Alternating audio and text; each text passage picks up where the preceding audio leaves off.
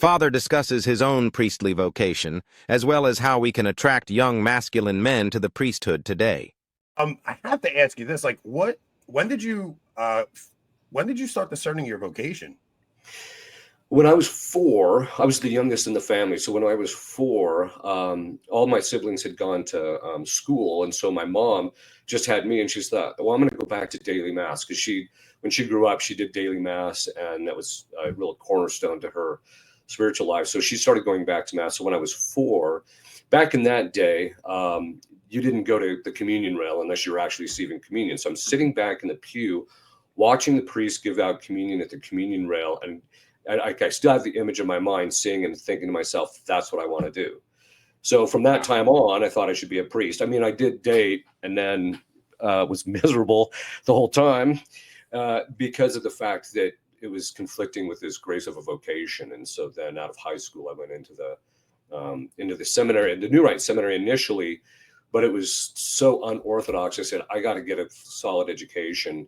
And so that's when I went to the University of San Francisco and studied under Father Fessio there. And then from there, went to get my degree in philosophy, my master's in philosophy, and then went back into the seminary, and then got ordained for the fraternity eventually. And then they sent me on to get my PhD. So that's kind of the general way.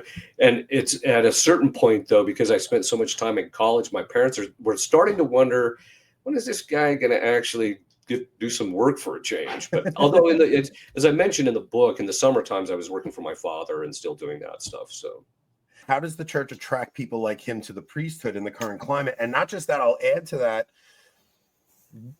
a young man that is discerning, where does he go now? Boy. Because I mean, I will say, as a father with a son, like, if my son has a vocation, where do you send him? Like, it's very scary. Well, even the traditional religious orders a lot of times are just packed with guys who are effeminate. They're just, so if you get a man's man, they don't like the guy and they get rid of him. So, I mean, that's one of the real difficulties. I think the way that we have to, it's funny. I can't remember. I think it's in this book, actually, but if not, I failed to put it in. But my dad one time, maybe I didn't put it in. I was a subdeacon at the time, and I was just about to be ordained to the diaconate. And my dad and I are working. I'm on one bench and he's on the other. And just out of the blue, because I told you, in the book, he's a master of one-liners. And he would just say, you know what the problem is with the modern priesthood? And so I just looked up and said, no, what? He said, there's no more men left in it. Is what he said. And that's really true.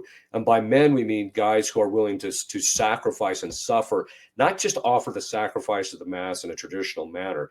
They have to be willing to sacrifice, their comfort, what they want, all of those things. They have to be willing to die to those things. And most guys aren't.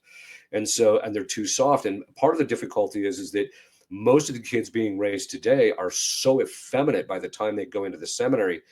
It's an uphill climb for them to actually master any kind of masculinity after that, And so, I think I think we're in for it's going to be rough, I think, in the church for a little while, as far as the seminaries go, though. I would just tell the guys, pick a traditional order and just, and what the virtues are that you're going to need to develop. You work on those, and you work on it independently of what the other seminarians are doing, the culture in the seminary. You just focus on learning the faith, mastering your studies, and getting those virtues developed so that when you come out the other end, then you can be the type of priest. Now, there's one thing, and it goes back to this whole attachment issue.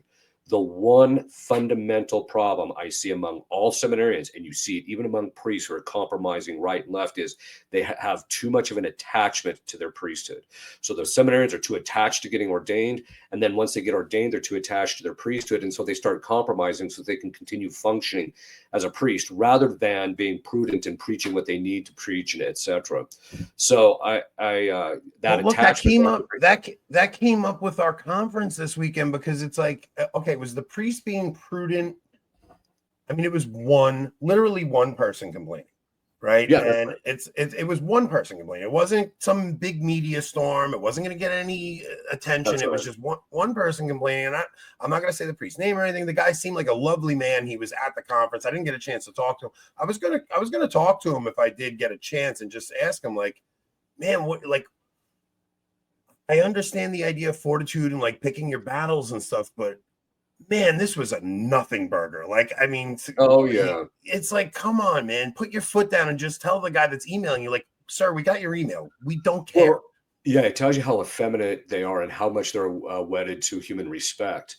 But the other part of it is too is, and this is part of the dynamic in a couple of the places that I've been canceled, is that what happens is the bishops are looking for an excuse to get you out of there. Yeah. So anybody who complains, they're going to do it. And this is one of the real problems actually in the priesthood today. The priests know that the minute someone complains, the bishop isn't going to do due diligence and find out what's going on. And then if it's true, back up if what the priest has said was actually true or was right or what have you, that they're going to back the priest up. Oh no, they'll just, the minute there's a complaint, they throw the priest under the bus because the bishops by and large are effeminate. We're dealing with the fallout.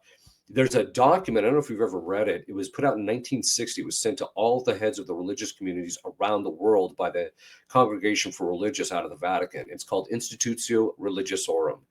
There's a translation on the internet. You have got to read that document because it basically says three things. One, stop ordaining the homosexuals. Yeah. Stop ordaining the pedophiles and stop ordaining the men who aren't chaste. This is in 1960, which means there was a pre-existing problem with this. And now that turned out to be, by the time they got this thing out, it was a dead letter because they had already gotten in.